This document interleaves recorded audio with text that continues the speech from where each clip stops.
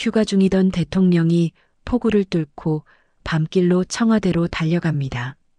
그리고 그날 나라 경제를 통째로 흔드는 명령이 정격 발표됩니다. 오늘은 그 한밤의 결단 이야기를 하려고 합니다. 1972년 여름 한국 경제는 겉으로는 성장세를 보이고 있었지만 내부는 이미 심각하게 흔들리고 있었습니다. 기업들은 연 50%에 달하는 사채 이자를 감당하지 못해 본업보다 이자를 갚는데 더 많은 힘을 쓰고 있었고 물가는 계속 오르고 금리는 뛰면서 악순환이 끝없이 반복되고 있었습니다.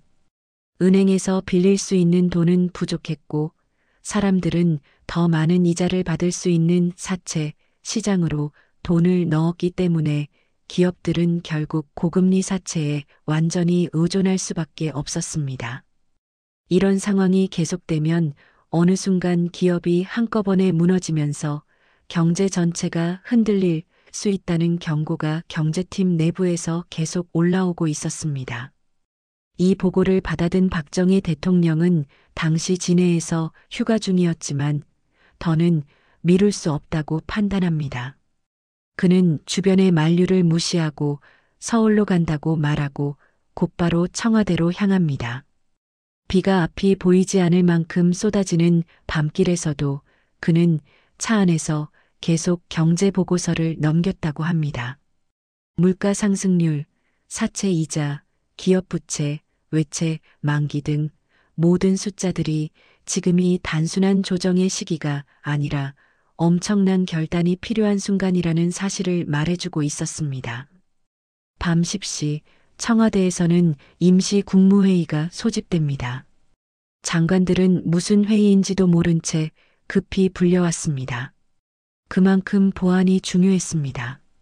조금이라도 소문이 새면 사채를 빌려준 사람들이 기업의 계좌를 막거나 자금을 회수해버릴 것이고 그 순간 기업은 연쇄적으로 무너졌을 겁니다.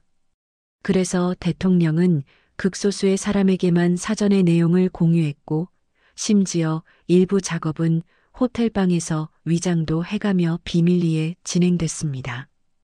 회의장에 모인 장관들에게 박정희는 조용히 그러나 단호하게 말합니다.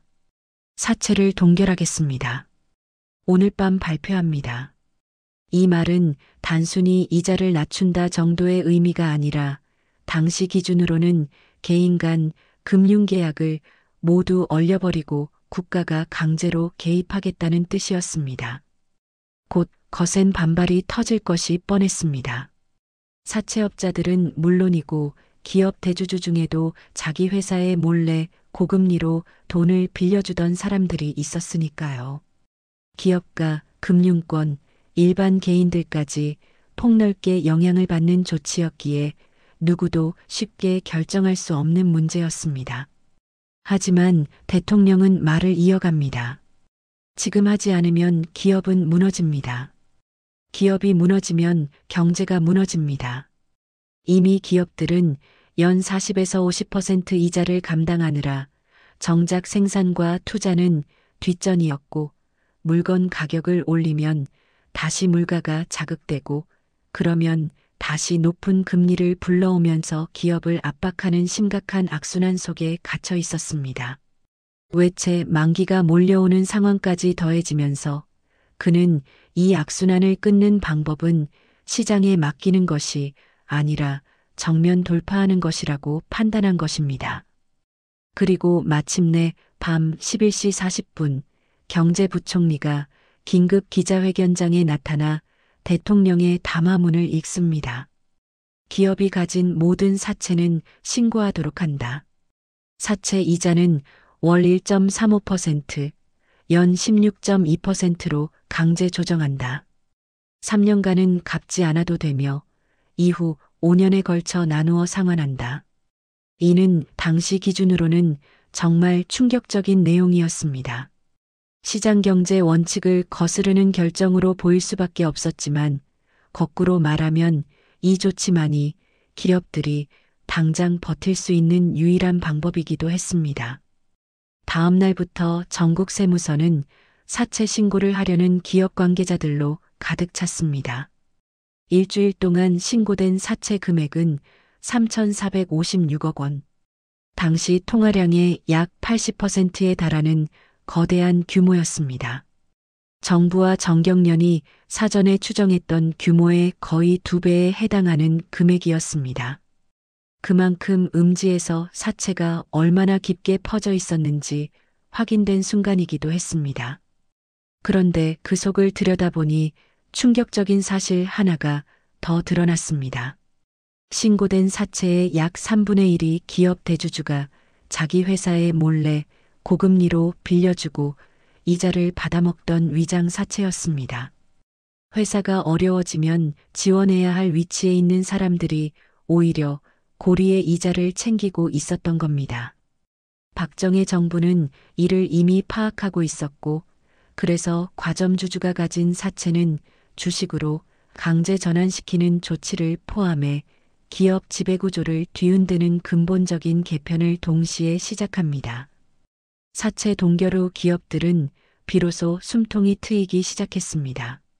매달 빠져나가던 고금리 이자 부담이 줄어들면서 기업은 다시 본업에 돈을 쓸 수 있게 됐고 생산 투자 설비 보강 같은 건강한 활동을 할 수 있는 여유를 얻었습니다. 실제로 그 직후 기업 이익률은 급격히 회복됐고 수출은 전년 대비 큰 폭으로 뛰어오르며 한국 경제 전체가 다시 활력을 찾기 시작합니다.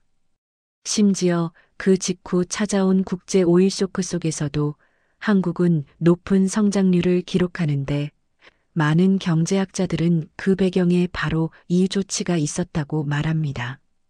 기업의 체력을 회복시켜 놓은 것이죠. 하지만 진짜 중요한 변화는 따로 있었습니다. 박정희 정부는 숨통이 트였으니 이제 기업을 시장으로 끌어내야 한다고 판단합니다. 그래서 기업에게 상장을 촉진하는 법을 만들고 1974년에는 529 특별지시라는 이름으로 상장을 강하게 압박합니다.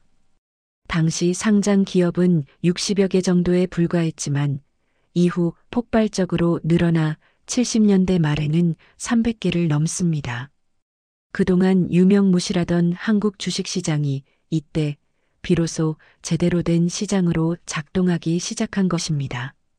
이 모든 흐름은 사실 단일한 방향을 향해 있었습니다.